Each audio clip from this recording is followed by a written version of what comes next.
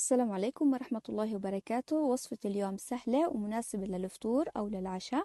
عبارة عن خبز حمام مغلف بخليط من البيض. ولتحضير هالوصفة بنحتاج لحبتين بيض كبار، ضفت عليهم نص كوب حليب سائل، ملعقتين كبار طحين منخول، ملعقة صغيرة بيكنج باودر، ونص كوب شاي زيت زيتون.